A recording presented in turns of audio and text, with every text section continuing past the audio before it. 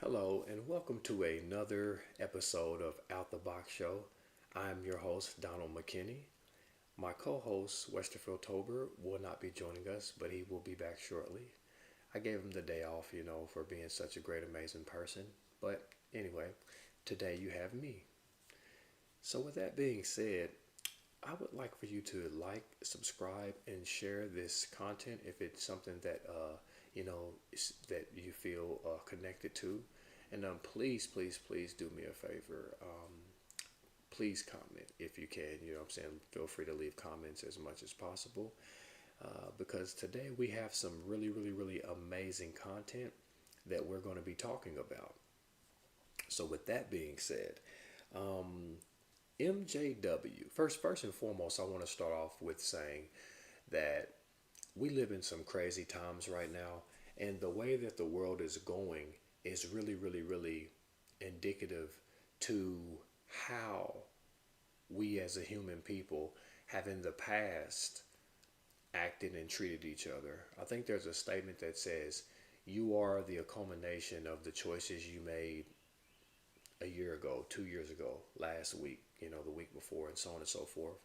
So, where we are at in the world right now, I know it can seem kind of crazy, but we got to talk about it. We got to move forward about these hard topics and things that a lot of people feel are scary, needless to say.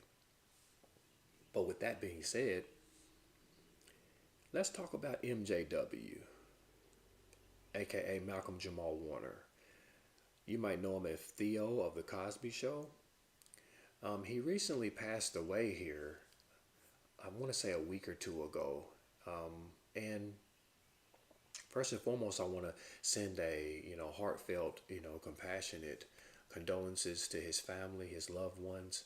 Hopefully they are, may he rest in power and hopefully they get the justice and they get the clarity that they need on the situation. His mom specifically is speaking out, and there's people close to him speaking out from different news wires and feeds and stuff. And the reports that I'm getting is that this is foul play. This is something that he had spoke on before he passed away, stating that if anything happens to him, that it was foul play, that he didn't kill himself, that it wasn't just an accident. And that really, really strikes me because Theo was one of those guys who was just loving, he was caring, just from his character, but also from what I'm hearing in reports on in the industry, that he was a stand-up man. He was really talented, he was super smart.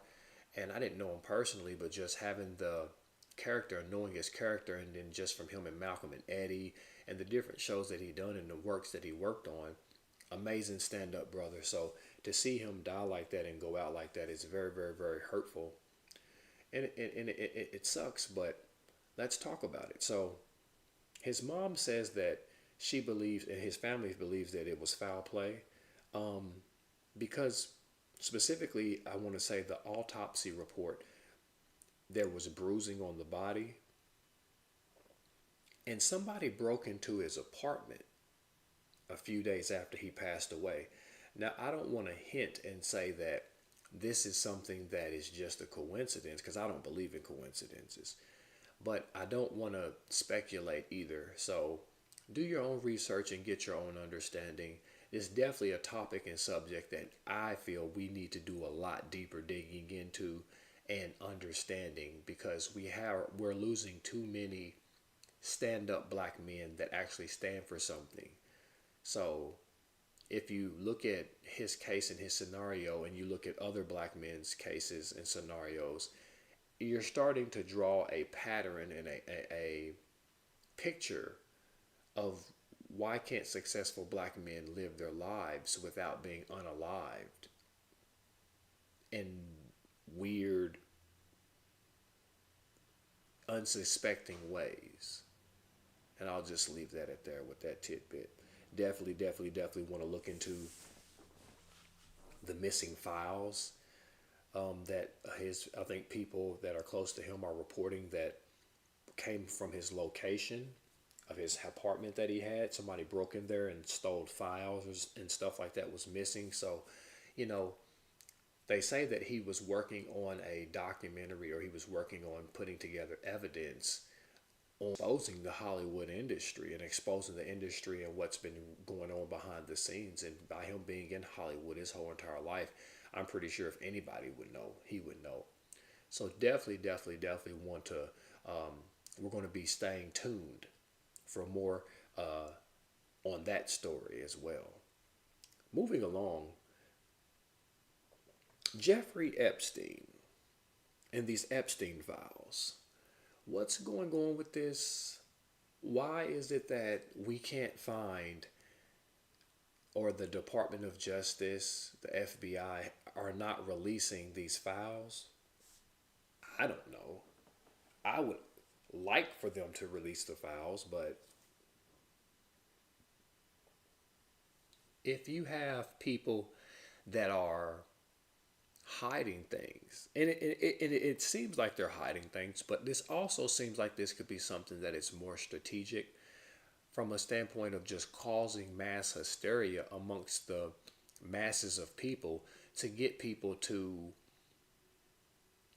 freak out, get mad, upset, and say, oh, well, why is this happening? Why can't you release the files? What's really going on behind closed doors? And I really think that it really draws attention from a bigger picture on, once again, what's really going on behind closed doors. If you were molesting underage girls, and we have, I mean, it going all the way back to Matt Gaetz, his scandal, and a lot of these people that were on these private flights to Epstein's island, and then you have, you know, the celebrities and the whole Hollywood connection, and you know, all of this stuff coming out, and you know, a lot of people are scared to talk about these things. But when you start doing your research and listening to the Corey Feldmans of the industry, the Virginia Giuffre, and that whole story is crazy in its own right. You know, I mean, her family speaks out about the comments that Donald Trump made, you know, pertaining to the fact that Jeffrey Epstein, which is one of his longtime close associates, we could even say his buddy, stole her and other girls from Mar-a-Lago.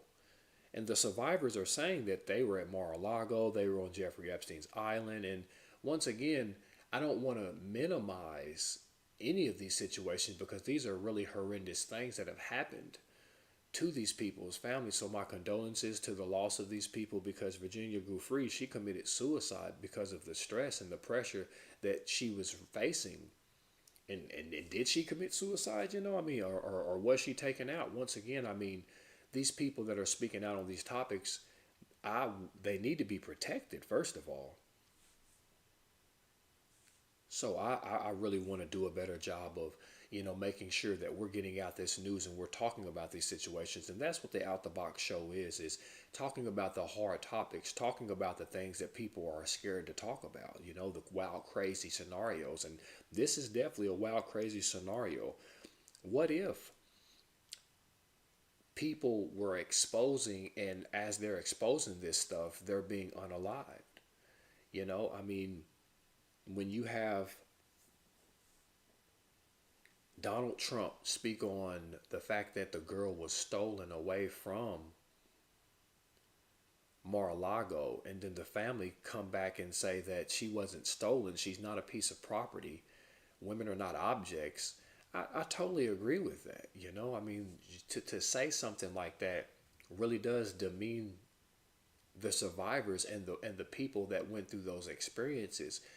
And I don't really see his Justice Department or the people on that side really doing more to bring light to this situation.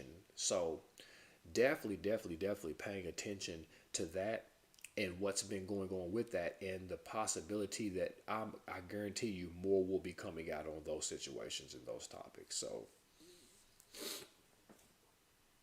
with that being said, My final topic today that I want to dialogue on and speak on is about the NTSB hearing that was held, I want to say July the 31st, on the crash on January 29th that took place that killed numerous people in Washington, D.C. Condolences to their families and rest in power to those people. Rest in power to Malcolm Jamal Warner. Rest in power to Virginia Giuffre, and rest in power to the victims of the plane crash in Washington. I want to start off by saying that when I was listening to this hearing, the helicopter and the FAA and the different, I mean, there's so much to unpack, but when I was listening to the hearing, the helicopter was only approved for a 200 feet ceiling, meaning it wasn't supposed to go above 200 feet. It was only approved to go 200 feet. And when the helicopter struck the plane, in the path of the plane, it was 278 feet. It was 78 feet above the actual level of where it was supposed to be. And I'm hearing that that's a pretty significant height to be past your regulation. It was only regulated at 200 feet and it was past that. So there was red flags, there was signs, there was warnings. The FAA even said that they had directed the pilots and told the pilots when the plane was about 15 miles out to abort the path that they were on, that they were in the improper path. This is what they said during the hearing. So it does really strike me, and the reason I want to talk about it is because on that flight there was a young black woman by the name of Kia Duggins. Now, Miss Duggins was a Harvard graduate. And I want to, put in context to why I'm even talking about this, because she was a Harvard graduate and, a civil rights attorney. She graduated from Harvard Law School, and she's also a civil rights attorney, but she was working on, I don't know if you know this, what was called the Harvard Slavery Remembrance Program and the Harvard and the Legacy of Slavery Initiative,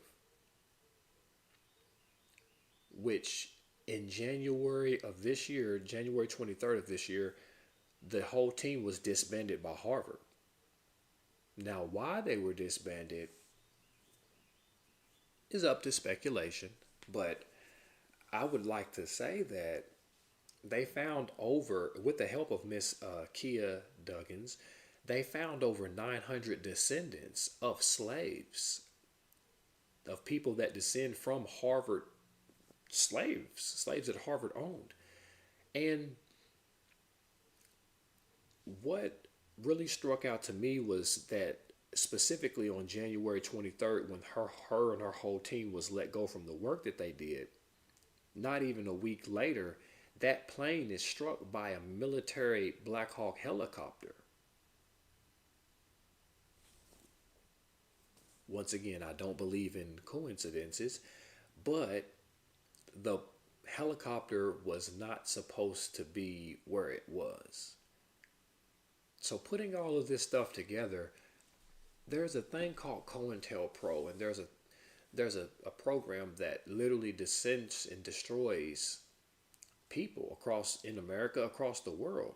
So talking about these subjects are very, very, very tricky, because you can be unalived, because you're dealing with a multi-million-dollar satanic cult and people that do not want this type of information to come out. So just talking about that and dialoguing about that, I want to say rest in power to Miss Kia Duggins as well. I want to just shed this light and bring this information to you and talk about these things, because they're hard topics to talk about. But once again, I am your host, Donald McKinney. Please like, subscribe, and share this content. Feel free to comment about these topics. Would love to hear how you feel about it and what do you think about these issues and these things that are happening in our society. I want to let you know to stay strong, stay positive, and always let love and light be your guide. Once again, I'm Donald McKinney. Until next time.